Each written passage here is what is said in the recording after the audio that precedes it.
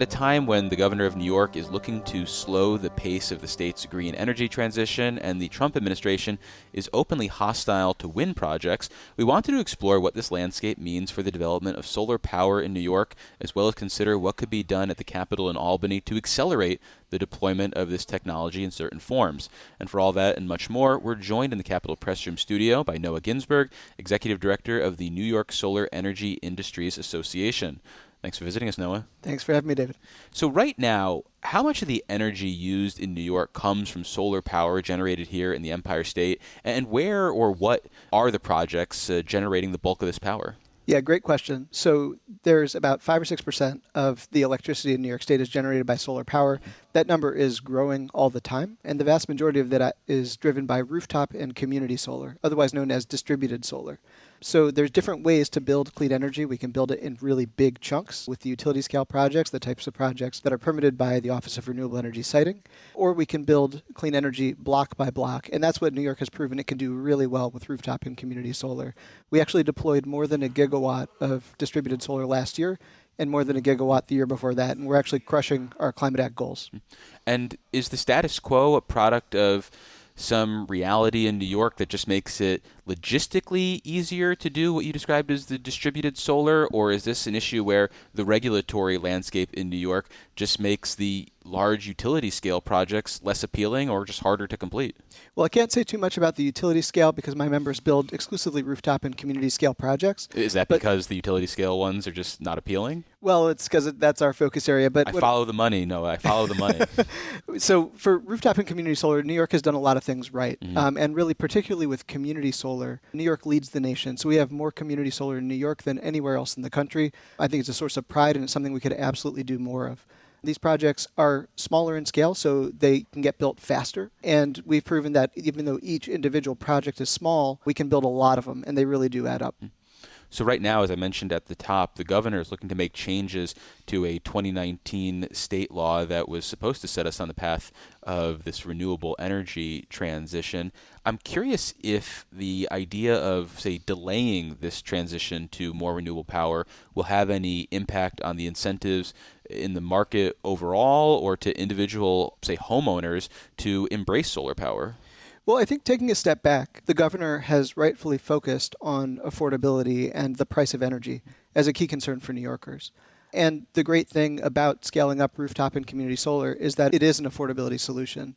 There was a recent study completed by Synapse Energy Economics, which shows that if we build out rooftop and community solar in the state, build 20 gigawatts by 2035, it's going to drive down electricity prices in the state by $1 billion a year.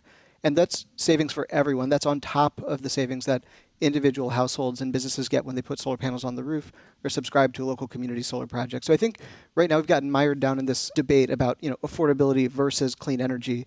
And what the Accelerate Solar for Affordable Power Act and distributed solar really is all about is a win-win. It's something that we can do that's going to drive progress both on affordability and clean energy deployment. And if listeners didn't catch that, that was a quick reference to some legislation that would theoretically expand access to rooftop and community solar, the distributed solar we were mentioning. And we can get back to that in a second. But in terms of the overall capacity of distributed solar, I mean, you're talking about a goal of 20 gigawatts by 2035. Is there ultimately a ceiling with how much distributed solar New York can generate, given that I imagine parts of the state are just not ripe for this development, or for whatever reason, certain areas might not be developed for distributed solar? Yeah, so the great thing about distributed solar is that it really is modular technology. It can be deployed on the built environment. It can be deployed over parking lots. You can do community solar projects that are co-located with active agriculture. So community solar and rooftop solar is being deployed really all over the state. We have, according to NYSERDA, as of the end of last year, we had more than 268,000 systems up and running, and we're really just scratching the surface. So the state energy plan that New York adopted in December, it lays out a pretty ambitious plan for building out solar in the state, where we need about 40 gigawatts by 2040. So the ASAP Act gets us a good step towards that state energy plan goal. Well, you're chomping at the bit, so let's talk about the so-called ASAP Act, which is the Accelerate Solar for Affordable Power Act. So in addition to setting a goal of 20 gigawatts by 2035, what can the state do to further distributed solar? Because you've talked about how New York has already been a welcoming landscape for distributed solar. So what could we be doing that we're not doing? Sure. So New York again, has done a lot of things right, and I think credit where credit's due to all of the work that's been done by the Department of Public Service, the Public Service Commission, NYSERDA, and the legislature to put New York on a trajectory to be so successful building rooftop and community solar. I mean, in some respects, we've been victims of our own success, where a lot of the low-hanging fruit has been picked when it comes to cost-effective places to plug into the grid or to interconnect. Mm-hmm. So one of the big challenges that we have in New York State is that the cost to interconnect new projects with the utility system has gone up and up and up. And so one thing that the Accelerate Solar for Affordable Power Act does is it directs the Public Service Commission to advance a number of reforms to the interconnection process that's going to drive down those costs.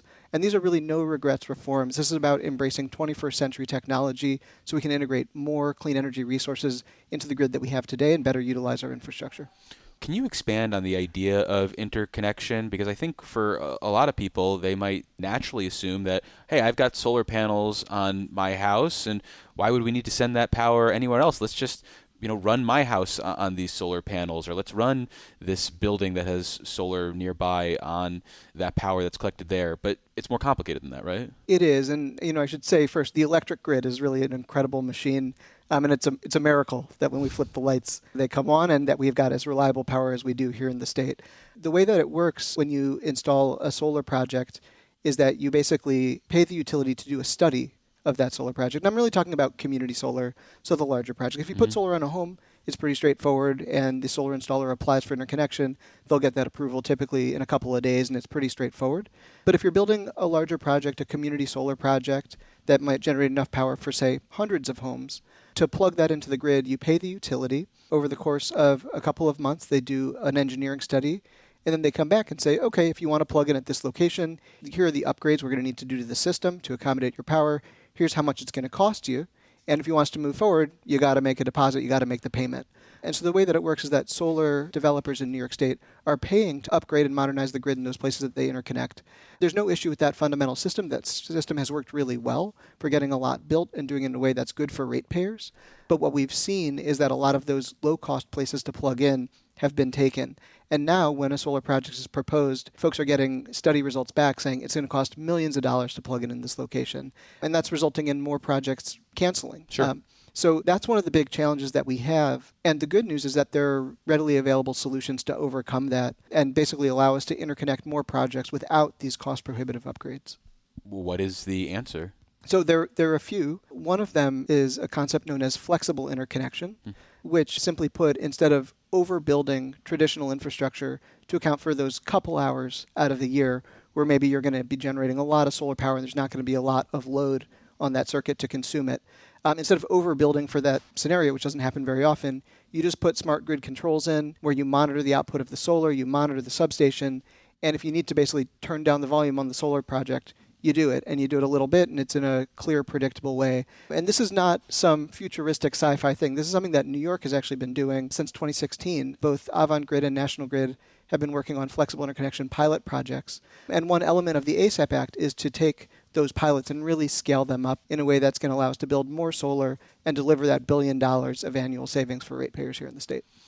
Who's opposed to it? So we have not encountered any opposition. So why isn't it the practice all across New York State right now? Oh, you mean specifically for flexible interconnection? Sure. I thought you were talking about the ASAP Act, which Yeah. I believe is, enjoys a lot of support and no known opposition. Flexible interconnection, I think that the state of New York is exploring it and pursuing it, and what the ASAP Act does is this and some other interconnection reforms. It basically pushes those things forward in a way that we think is going to be really helpful for driving progress and getting everyone focused and rowing in the same direction with some of these interconnection reforms. So again, some utilities are out front and they've been innovating to their credit. Both Avangrid and National Grid have been investing in flexible interconnection and looking to expand their pilot programs. And then for the solar and storage developers, there's a lot of interest, but there are also some kinks to work through with the program to make sure that it works. Does the current system set up an incentive for utilities not to want to do this type of upgrade? Are there more expansive infrastructure work that they could do where they could get a higher return on their investment that might make them less interested in this, as you framed it, easier fix? Sure. Well, as a general rule, investor-owned utilities, regulated utilities make a return on investment. So they're incentivized to deploy traditional capital infrastructure. Mm-hmm. And the thing that I want to stress is that flexible interconnection and the ASAP Act, it's not going to result in less capital investment in the utility system or less jobs for utility workers. Because what's happening today is we have great solar projects that are not getting built in New York State because the interconnection costs are just too high. So this is really a way to drive down costs and make it so that we can continue modernizing our grid, leveraging good technology, and getting more solar power up and running quicker. I've noticed there's a line in the bill memorandum about equitable distribution of renewable energy benefits. What does that look like, and why is it something the state should prioritize in this rollout?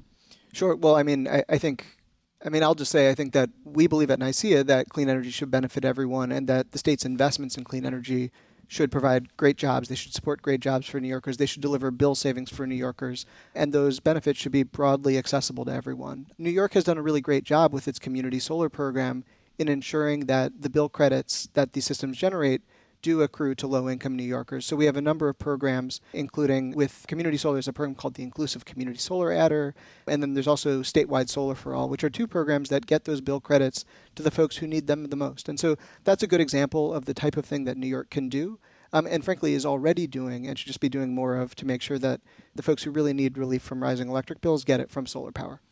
Does that focus on equity, though, result in more expensive programs or result in other people who might be directly involved with some of these programs not benefiting as much as they might otherwise have? I don't think it does. No, I mean, the reality is that community solar, it really is a win-win. And when you think about distributed solar more broadly, there are businesses who are adopting solar for their bottom line. They want to lower their energy costs. They want to lower their operating costs. They want to improve their profitability. There are homeowners who are adopting solar because they're tired of being scared when they open their utility bill to see what it's going to say. And then there are renters and folks who can't put solar on their own rooftop that are subscribing to local community solar projects. And now increasingly, that's low-income New Yorkers who are raising their hand and saying they want to participate, or they're being automatically enrolled in the statewide Solar for All program, which gives them savings automatically as more solar gets built in the state.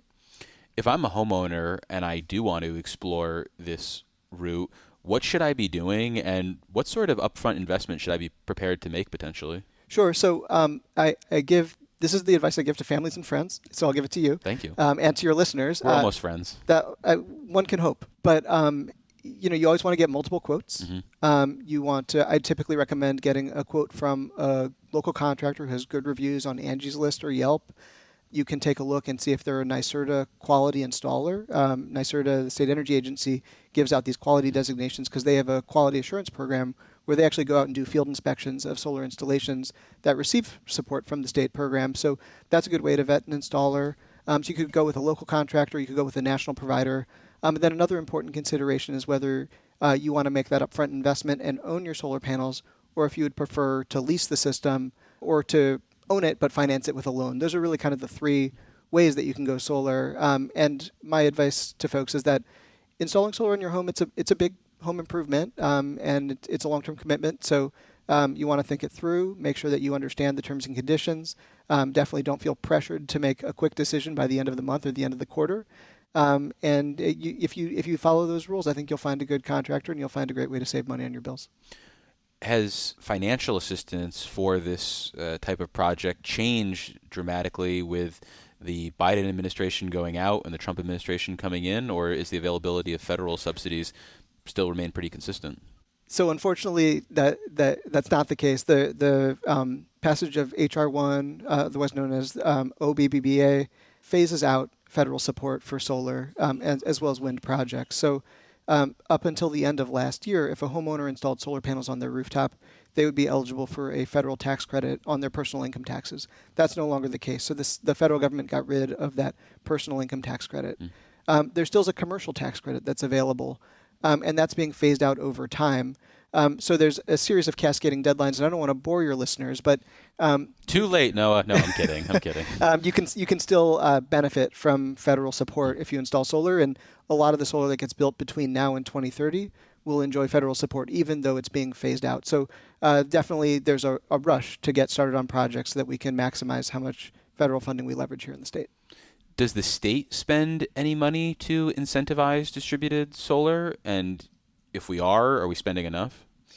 Well, there's more than one way to answer that question. The state of New York does invest in distributed solar. The NYSERDA New York Sun program has been our most successful clean energy program, and the state has put a lot in. It's also leveraged a lot of private capital through that program, and it's been highly impactful.